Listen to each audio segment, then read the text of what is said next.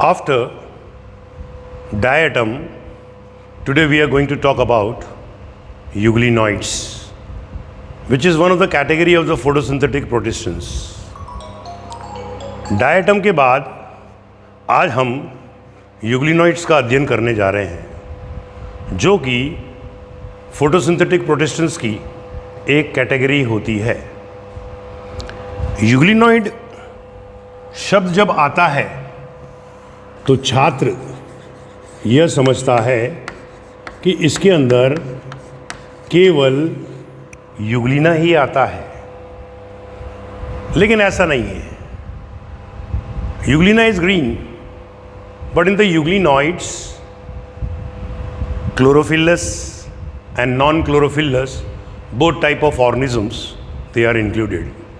Euglenoid में प्रकाश संश्लेषी और परपोषी दोनों प्रकार के जीव आपको देखने को मिलते हैं।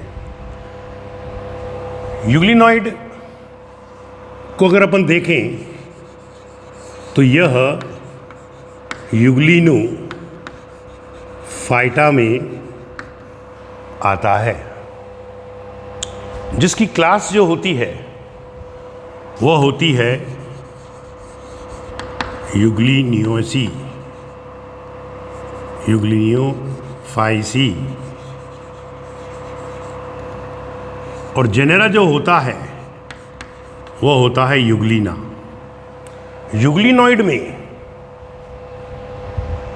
पैरानिमोस भी आता है, रैब्डोनिमोस भी आता है, लेकिन यूग्लिनॉइड जो है वह सबसे बड़ा जेनेरा माना गया है।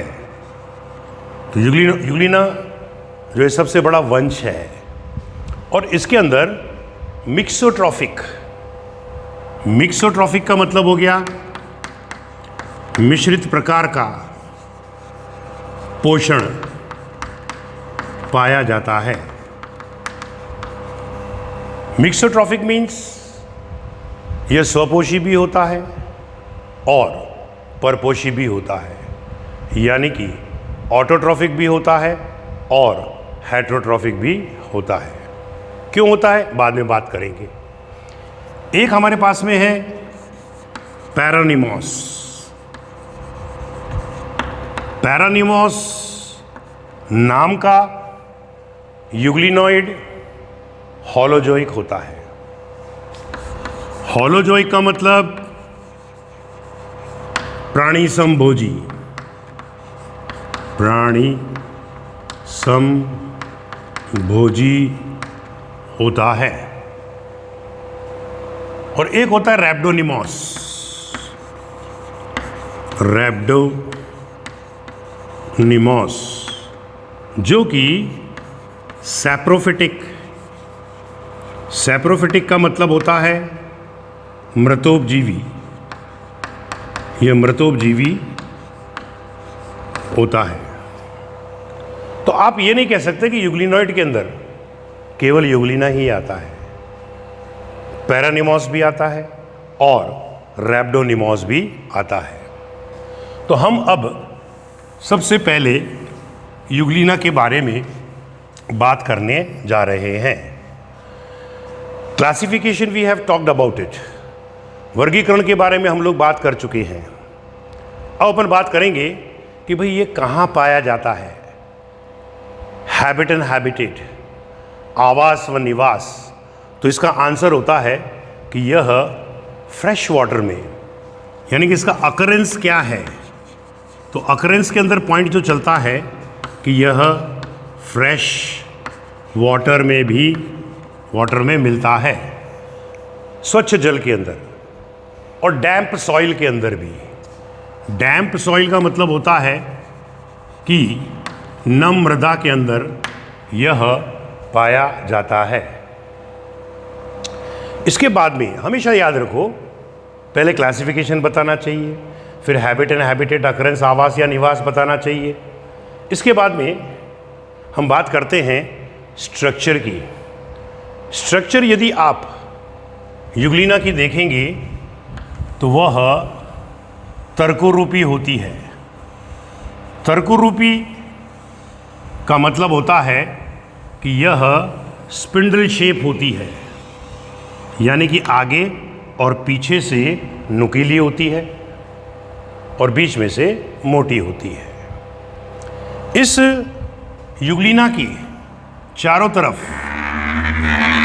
हमको एक आवरण देखने को मिलता है, जिसे हम लोग पेलिकल कहते हैं। ये प्रत्यास्थ होता है, ये इलास्टिक इन नेचर होता है, प्रोटीन का बना हुआ होता है। तो हमने यह प्रोटीन शो कर दिया।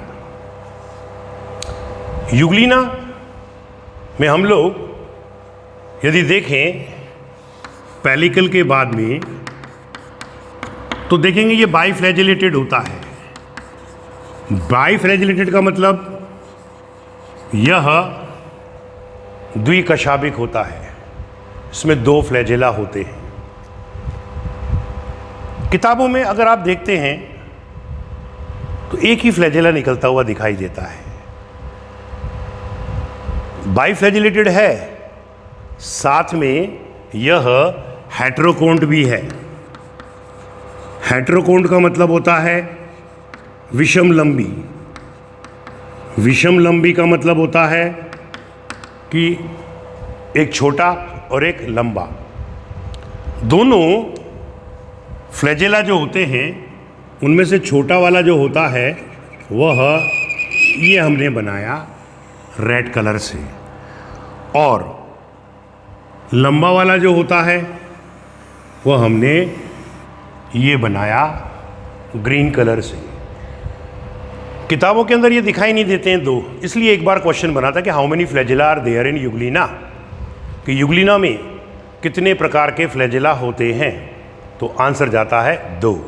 कैसे होते हैं? विषम लंबी। किस प्रकार का होता है, ये भी एक बार क्वेश्चन एम्स के अंदर आया था। तो इसमें क्या होता है कि साइड के अंदर ये छोटे छोटे से रेशे होते हैं, और इन रेशों को हम लोग मैस्टिगो नीम्स कहते हैं। अगर ये रेशे केवल एक ही तरफ उपस्थित होते हैं तो इस प्रकार के फ्लैजेला को हम स्टिकोनिमैटिक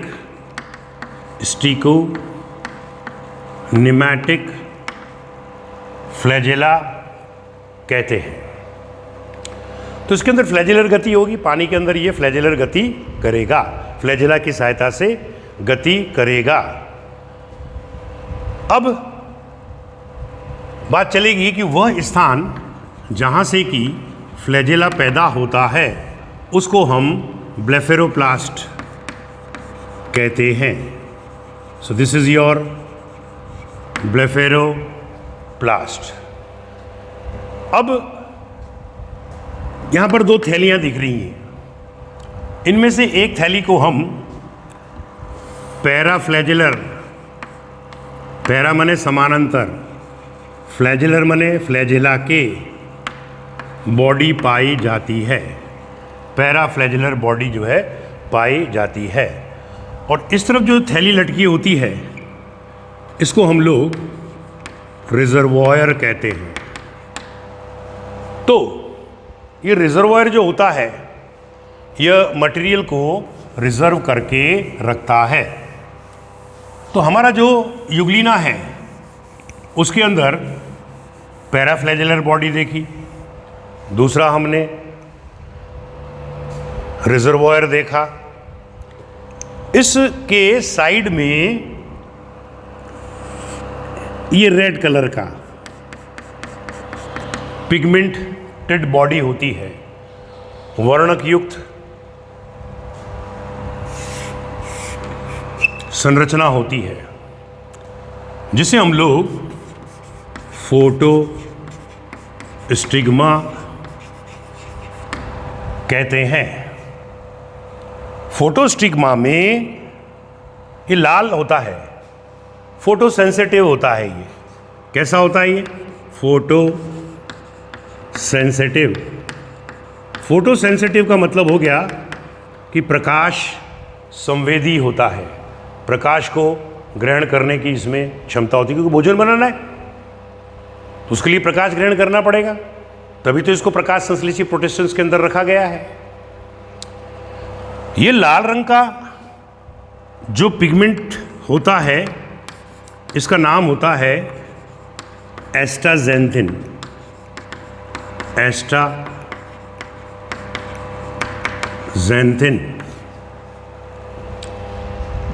क्रस्टेशिया को देखिए आप, क्रैब्स को, केकड़ों को, उनकी आंखें जो होती हैं वो रेड कलर की होती हैं, गिरगिरियस होते हैं, वो भी झुंड के झुंड निकलते हैं समुद्र के अंदर से कभी कभी, तो लाल रंग की उनकी आंखें होती हैं। कौन से वर्णक के कारण? तो आंसर होता है एस्टाजेंथिन के कारण। फोटोस्टिग्मा प्रकाश संवेदी होता है। अब चले हम आगे। इसकी बॉडी के ऊपर ऐसे यह धारियां होती हैं, ये धारियां बना रहा हूं। ये धारियां जो होती हैं इनको हम मायोनीम कहते हैं। ये कहलाती है मायोनीम। मायो मने मायोलॉजी, मसल, नीम मने तंतु, यानी कि पेशी तंतु जो है पाए जाते हैं। ये पेशी तंतु जो होते हैं वो मेटाबॉलिक मूवमेंट करते हैं, उपापचय गति करते हैं। तो दो प्रकार की गति हो गई इसके अंदर। एक तो हो गई इसके अंदर फ्लैजेलर मूवमेंट, यानी कि फ्लैजेला के द्वारा गति हुई, और एक गति हो गई इसके अंदर मायोनीम के द्वारा, यानी कि पेशी तंतु के द्वारा यह गति करता है। उसको बोलते हैं मेटाबॉलिक मूवमेंट। उपापचयी गति करने के लिए उत्तरदायी होता है। केंद्र के अंदर हमको यहाँ पर यह न्यूक्लियस देखने को मिलता है। ये न्यूक्लियस जो होता है, केंद्रक जो होता है, it controls the activity of the cell. We know very well, because without the nucleus the cell is considered as dead. कोशिका की गतिविधि को नियंत्रित करता है।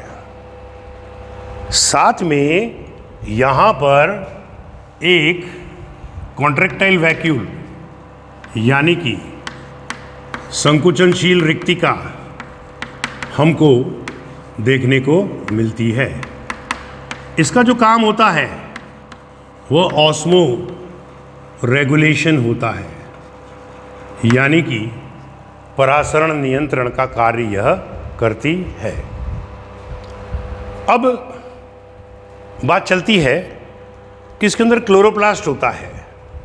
तो क्लोरोप्लास्ट बाय द वे हमने इस प्रकार से शो कर दिया, हरे रंग का। हरे रंग का जो क्लोरोप्लास्ट होता है उसके अंदर आप देखेंगे कि वर्णक पाया जाएगा। तो ये क्लोरोप्लास्ट में जो पिगमेंट यानी कि वर्णक होते हैं वह एक होता है क्लोरोफिल ए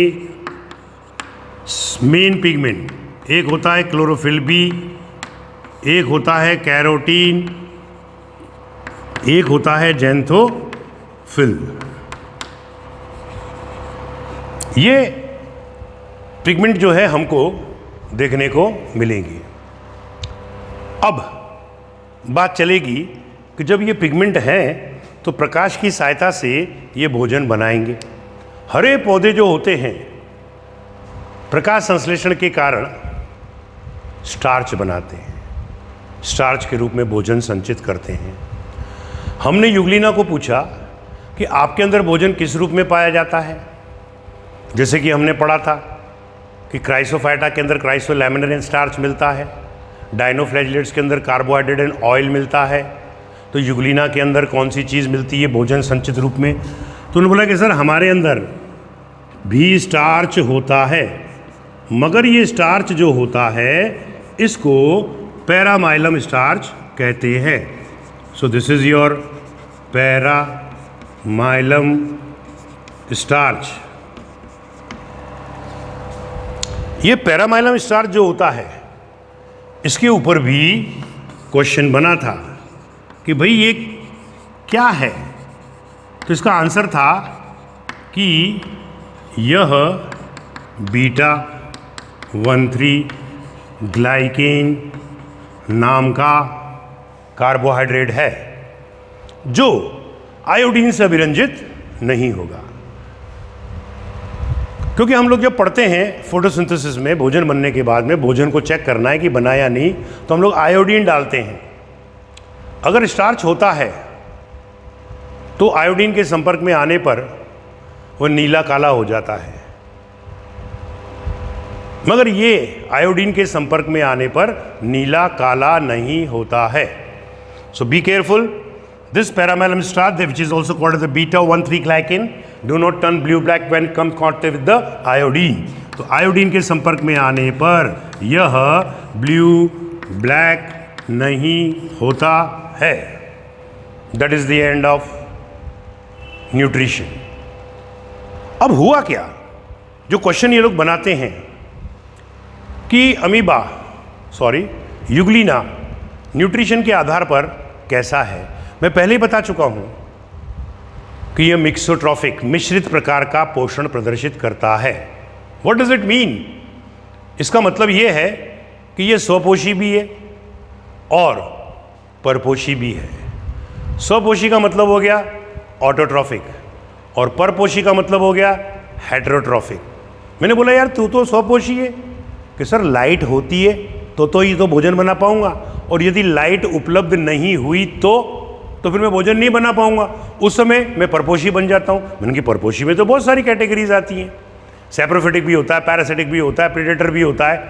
कि सर मैं जो है जब परपोषी या हेटेरोट्रॉफिक बन जाता हूं तो प्रेडेटर के रूप में कार्य करने लगता हूं, परभक्षी के रूप में कार्य करने लगता हूं। Very important point they have mention in the NEET NCERT book. So be careful, they can ask you question. जो मेरा अनुभव है उसमें यही पूछा गया है कि यह पोषण के आधार पर कैसा होता है।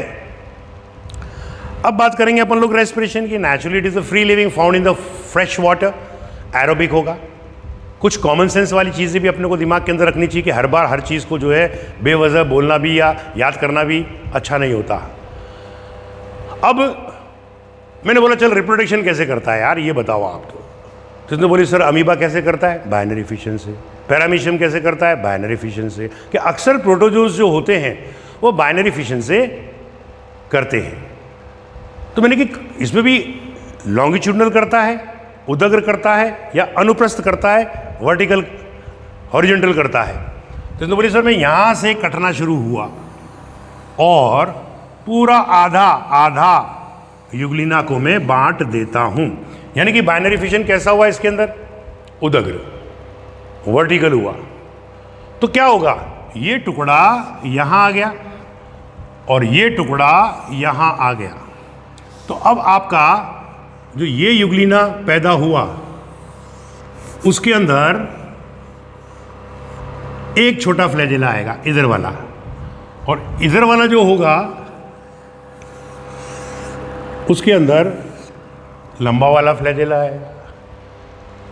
ये दोनों पुत्री यूग्लिना जो होते हैं ये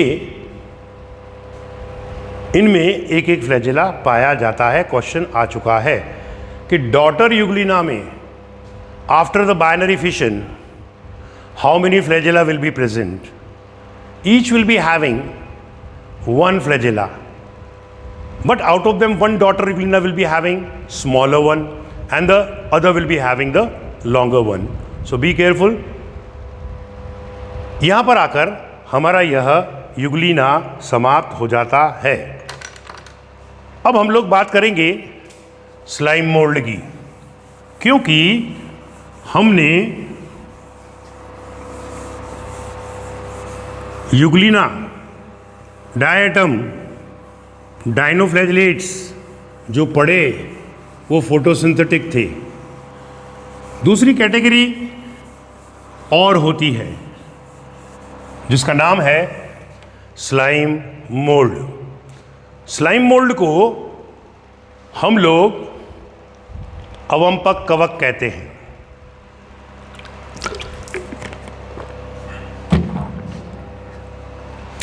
अवंपक कवक।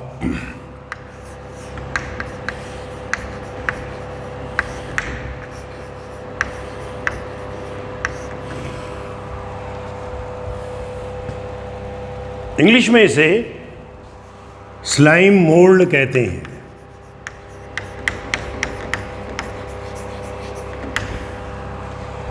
मैंने स्लाइम मोल्ड से कहा कि 5 किंगडम क्लासिफिकेशन में तो कवक अलग से एक डिपार्टमेंट है।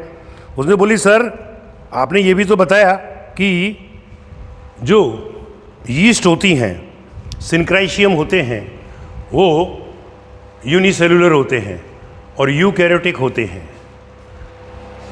अब ये जो अवंपक कवक है इसको भी कवक कहा गया है, जो कि प्रोटिस्टा के अंदर रखी गई है। तो बड़ा अच्छा क्वेश्चन बना रहा हूं कि निम्न में से कौन कवक नहीं है। तो अक्सर बच्चे सोचते हैं कि यार अवंपक कवक या स्लाइम मोल्ड कवक नहीं, जबकि कवक है, but it is little bit different from those fungi. That's why it is separately capped. Slime mould को हम प्रोटिस्टन फंजाई भी कहते हैं। प्रोटिस्टन फंजाई भी कहते हैं। व्हाट डज इट मीन कि इसमें प्रोटिस्टा के भी कैरेक्टर हैं और फंजाई के भी कैरेक्टर हैं। अब अगर अपन बात करते हैं प्रोटिस्टन कैरेक्टर की, तो इसके अंदर क्लोरोफिल नहीं पाया जाता है। इसके अंदर क्लोरोफिल नहीं पाया जाता है। ये होलोजोइक प्राणी समभोजी प्रकार का पोषण प्रदर्शित करता है। और अगर कवक की बात करते हैं, फंजाई कैरेक्टर की बात करते हैं, तो इसमें ट्रू सेल्यूलोजिक सेल वॉल पाई जाती है। लेकिन किसमें? केवल ओनली इन स्पोर्स, बीजाणु में। यही क्वेश्चन नीट के अंदर आता है, जो अभी मैं आपको डिस्कस करूंगा। प्रोटिस्टन में अमीबा भी आ जाता है। स्लाइम मोल्ड जो होता है वो अमीबीय गति करता है। तो प्रोटिस्टन कैरेक्टर के अंदर अपन एक पॉइंट और दे सकते हैं कि ये अमीबॉइड मूवमेंट शो करता है। अमीबॉइड मूवमेंट को यह शो करता है। Point to be noted. अब क्या कहना चाह रहा हूं कि स्लाइम मोल्ड को क्या नाम दिया गया है? प्रोटिस्टन फंजाई। यानी कि इसके अंदर प्रोटिस्टा के भी कैरेक्टर पाए जाते हैं और फंजाई के भी कैरेक्टर पाए जाते हैं। अब बात करेंगे अपन लोग क्लासिफिकेशन की। क्लासिफिकेशन की बात जब की जाती है तो इसका जो डिवीज़न होता है वह है जिम्नोमाइकोटा। जिम्नोमाइकोटा शब्द को समझिए। जिम्नो माने नग्न, जैसे जिम्नोस्पर्म। माइकोटा माने कवक, नग्न कवक है। तो जिम्नोमाइकोटा में क्यों रखा गया होगा? क्योंकि इसके चारों तरफ सेल वॉल नहीं होती है। So this is your gymnomycota. अब बात चलेगी कि जिम्नोमाइकोटा को इन्होंने दो में बांट रखा है। एक कहलाता है, दो क्लासेस में रादर वी शुड सी, जिनमें से एक क्लास हमारे पास मिक्सोमाइसेटीज है, दूसरी क्लास एक रेशियोमाइसिटीज है।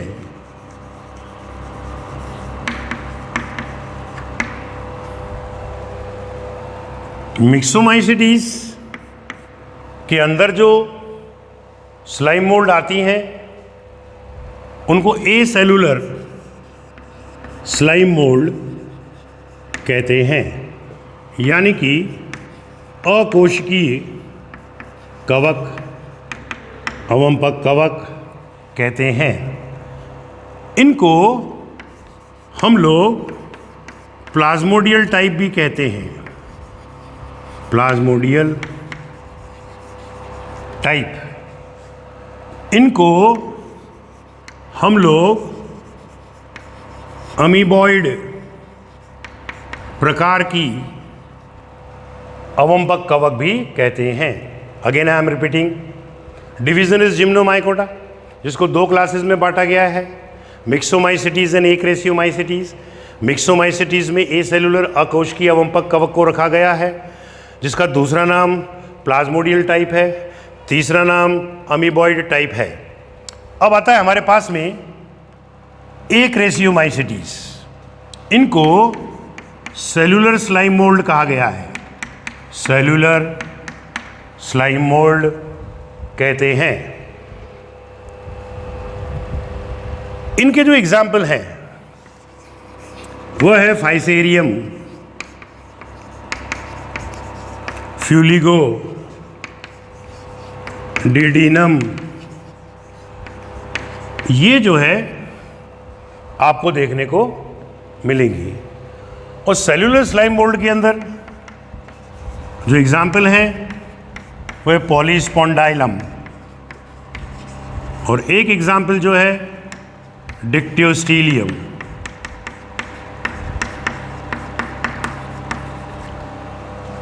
पॉलीस्पॉन्डाइलम और डिक्टियोस्टीलियम है। मैं पहले आपको मिक्सोमाइसिटीज के सदस्य यानी कि ए सेलुलर स्लाइम मोल्ड के बारे में बताने जा रहा हूं। ये ए सेलुलर किसे कहते हैं? पहली बात तो आपको ये सीखनी चाहिए, जो मैं आपको से प्रोटोजोआ में भी डिस्कस करूंगा। प्रोटोजोआ में भी जो अमीबा होता है उसको अक्सर दुनिया कहती है कि यह यूनिसेलुलर होता है, लेकिन मैं कहता हूं यह ए सेलुलर होता है। माना कि एक सेल का बना हुआ है, but it is a cellular. क्यों? क्योंकि स्ट्रक्चरली इट इज यूनिसेलुलर, संरचना के आधार पर यह एक कोशीय है, बट फंक्शनली क्रियात्मक रूप से यह मल्टी सेलुलर है। वही बात यहां पर भी है। एनी हाउ, तो हम लोग ए सेलुलर स्लाइम मोल्ड का जिक्र करने जा रहे हैं, यानी कि अकोशिकीय अवंपक कवक के बारे में बात करने जा रहे हैं। सबसे पहले क्लासिफिकेशन की बात होती है तो वी हैव ऑलरेडी टॉक्ड कि यह मिक्सोमाइसिटीज में रखा गया है। दूसरी बात पढ़ी जाती है कि यह अकरेंस यानी कि कहाँ पर पाया जाता है। यह आपको नमी वाले क्षेत्र में मिलेगा, ह्यूमिड एरियाज के अंदर मिल जाएगा, जहाँ पर थोड़ी वार्मथ होगी, गर्मी होगी। पेड़ों के ऊपर मिल जाएगा, रेंगता हुआ, अमीबीय गति करता हुआ। पत्तियों के ऊपर मिल जाएगा, सिटी लॉन्स के अंदर मिल जाएगा। हमारे शहरों के अंदर जो बगीचे होते हैं उनके अंदर भी यह आपको रेंगता हुआ मिल जाएगा, क्योंकि यह पापड़ की जैसा होता है। पापड़ देखा होगा आपने कि इस प्रकार का होता है, और उसमें वो काली मिर्ची के दाने ऐसे ऐसे हमको दिखाई देते हैं। तो इसमें सेल तो एक ही है लेकिन मल्टी न्यूक्लिएटेड है। मल्टी न्यूक्लिएटेड का मतलब होता है कि यह बहुकेंद्रकीय होता है। इस अवस्था को हम लोग सिनोसिटिक या संकोशिक अवस्था भी कहते हैं। ए सेलुलर स्लाइम मोल्ड, जिसका एग्जाम्पल मैंने फ्यूलिगो दिया, डायडिनियम दिया, ये ऐसे एक सेल के बने हुए बहुकोशीय संरचना को रिप्रेजेंट करते हैं। इस अवस्था को क्या बोल रहा हूं? अवस्था को, यानी कि इस स्टेज को हम लोग प्लाज्मोडियल स्टेज कहते हैं या प्लाज्मोडियम कहते हैं। क्वेश्चन आया था एक बार कि प्लाज्मोडियम और प्लाज्मोडियम में क्या अंतर होता है। ये P छोटा है तो ये कहलाएगी अवस्था है, और अगर यही P कैपिटल हो जाता है तो वह मलेरिया परजीवी बन जाता है। तो ये हमारे पास प्लाज्मोडियम अवस्था है, जिसके चारों ओर सेल मेम्ब्रेन कोशिका झिल्ली है, जिसमें बहुत सारी न्यूक्लियस हैं। इसको प्लाज्मोडियम अवस्था कहते हैं, परंतु इसके चारों ओर सेल वॉल नहीं होती है। ये रही सेल वॉल। अब मैंने इसको बनाकर काट दिया कि साहब सेल वॉल नहीं होती है। तो फिर ये कौन सी प्रकार की गति करेगा? अमीबीय गति करेगा। हम लोग फ्लैजेलर गति पढ़ते हैं, सीलियरी गति पढ़ते हैं, अमीबीय गति पढ़ते हैं। कौन सा ऐसा पादप है जो अमीबीय गति प्रदर्शित करता है? तो इसका आंसर होता है अवंपक कवक। वो भी कौन सी? ए सेलुलर, और यू कैन से अवंपक कवक। ओके। अब कभी कभी इसके चारों ओर एक परत बन जाती है। इस परत को पेरिडियम कहते हैं। पेरिडियम। कभी ये बिस्किट की आकृति की नजर आती है तो फिर हम उसको एथीलियम कहते हैं। कभी ये गोल हो जाती है तो यह स्पोरो कार्प कहलाती है। कभी यह प्लाज्मोडिकार्प नामक संरचना में बदल जाती है। कहने का तात्पर्य यह है कि प्लाज्मोडियम अवस्था एथिलियम रूप में भी देखने को मिल सकती है, स्पोरोकार्प के रूप में भी मिल सकती है, प्लाज्मोडिकार्प के रूप में मिल सकती है। जिनके चारों तरफ जो परत पाई जाती है उसको हम पेरिडियम कहते हैं। अब बात चलती है कि ये ए सेलुलर स्लाइम मोल्ड कैसे अलैंगिक या जनन करता है। तो जनन की बात चलती है पहले। तो पहली बात तो आपको ये सीखना पड़ेगा कि ए सेलुलर स्लाइम मोल्ड जो होती है यह द्विगुणित होती है, डिप्लॉयड होती है। जबकि सेलुलर वाली जब मैं पढ़ाऊंगा तो वह अगुणित होती है। जनन की बात चल रही है तो यह दो प्रकार का, एक कायिक जनन, दूसरा अलैंगिक जनन, और एक और होता है लैंगिक जनन। कायिक जनन की बात जब चलेगी तो इसको हम दो में बांटते हैं। एक कहलाता है फ्रेगमेंटेशन। फ्रेगमेंटेशन को हम लोग खंडन कहते हैं, और खंडन जो होता है ये पापड़, यानी कि वही प्लाज्मोडियम अवस्था जिसके अंदर ये बहुत सारे न्यूक्लियस केंद्रक हो गए।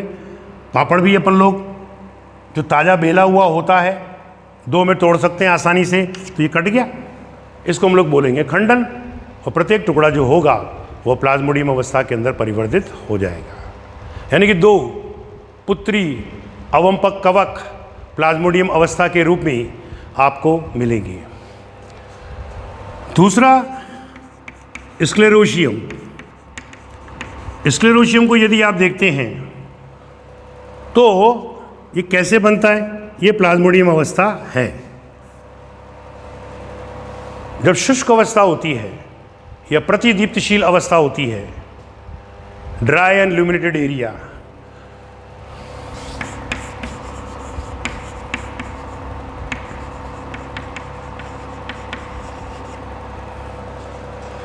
तो जो पापड़ आपका बेला हुआ है वो प्लाज्मोडियम है।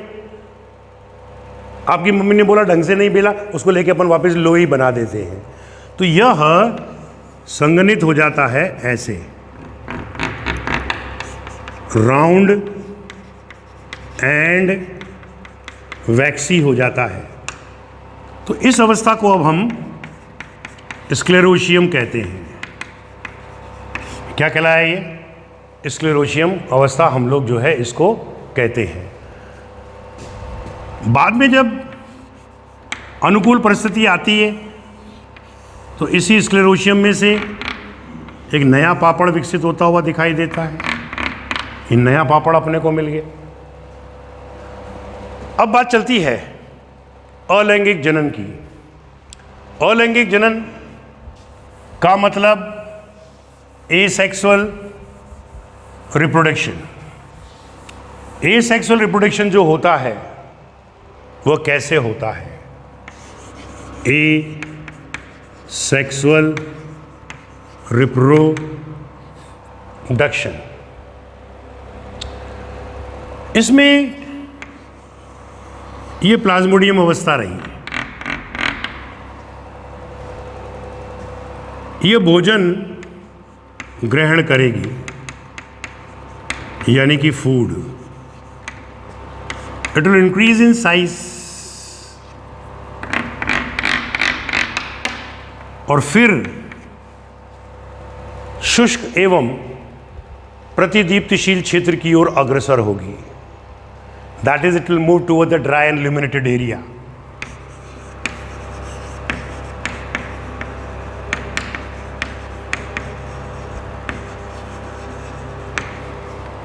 अभी अपन ने पढ़ा था कि यह संघनित हो जाएगी, ऐसे कंडेंस हो जाएगी, लोई बन जाएगी, और अब इसके चारों ओर एक आवरण बन जाएगा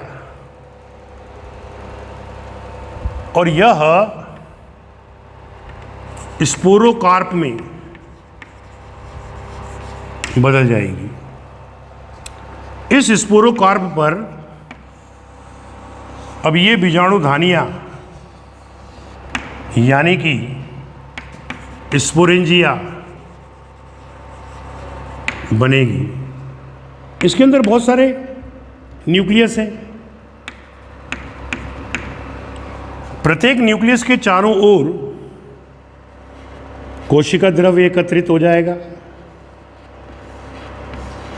और जब बहुत अधिक संख्या के अंदर ये 2n बीजाणु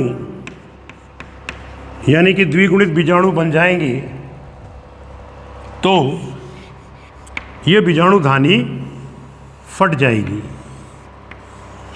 ये फट गई और फटने पर इसमें से ये बीजाणु बाहर निकलेंगे। मैं एक बीजाणु को बड़ा करके बता रहा हूं। ये रहा, इसके अंदर एक ही या बहुत सारे न्यूक्लियस मिल सकते हैं, क्योंकि बहुत सारे न्यूक्लियस जो होंगे वो प्लाज्मोडियम वाली अवस्था में से आ जाएंगे।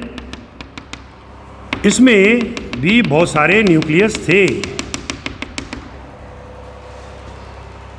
परंतु ये जो बीजाणु बाहर निकले ये हंस रहे थे। हमने कहा भाई ऐसी क्या बात है? तो उसने बोले कि सर यही क्वेश्चन नीट के अंदर पूछा जाता है कि हमारे पूरे जीवन चक्र में कहीं पर भी सेल वॉल कोशिका भित्ति नहीं होती है, एकमात्र हम ही होते हैं जिनके चारों ओर ट्रू सेल्यूलोजिक सेल वॉल पाई जाती है। यानी कि बीजाणुओं के चारों ओर वास्तविक ट्रू सेल्यूलोजिक सेल वॉल होती है। और यही क्वेश्चन ये लोग नीट के अंदर पूछते हैं। आ रहा है एग्जाम, अभी देख लेना, यही क्वेश्चन आएगा अगर वो बनाएंगे स्लाइम मोल्ड में से। तो अब जब अनुकूल परिस्थिति आएगी, भाई ये तो कैसी है, प्रतिकूल परिस्थिति है, और जब अनुकूल परिस्थिति आएगी तो इसमें से ये प्लाज्मोडियम अवस्था बाहर आ जाएगी जिसके अंदर बहुत सारे केंद्रक होंगे, and again the life will start from here. तो ये एसेक्सुअल रिप्रोडक्शन हुआ। अब बात चलेगी कि sexual reproduction, point to be noted here, true cellulosic cell wall only in spores. अब अपन बात करेंगे सेल्यूलोज सेक्सुअल रिप्रोडक्शन की। सेक्सुअल रिप्रोडक्शन जो होगा उसको यदि आप देखते हैं और जानते हैं कि इसमें दो जनक भाग लेते हैं, और यह एनाइसोगैमस टाइप का होता है, एनाइसोगैमस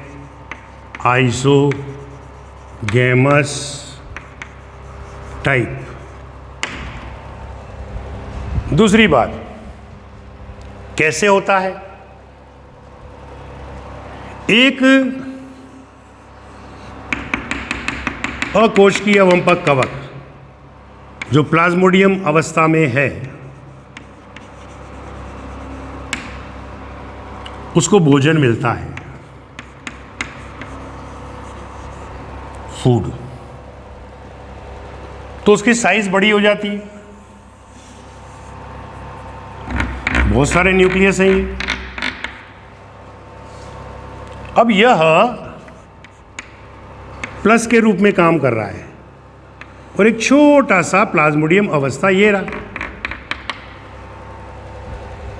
जो कि माइनस के रूप में काम करता है। दोनों युग्मक के रूप में, गैमेट के रूप में व्यवहार कर रहे हैं। अब ये बड़ा वाला छोटे वाले को इंगल्फ कर जाता है, यानी कि अपने अंदर समा लेता है। ये प्लस, ये माइनस, ये आपका जो है दोनों के दोनों मिलकर वापस आपको 2n बनाकर दे देंगे। तो इस प्रकार से हम सीधा सी बात करेंगे कि एसेलुलर स्लाइम मोल्ड के अंदर एनाइसोगैमस प्रकार का लैंगिक जनन पाया जाता है। लेकिन आइसोगैमस भी मिलता है जो कि सेलुलर स्लाइम मोल्ड के अंदर हमको देखने को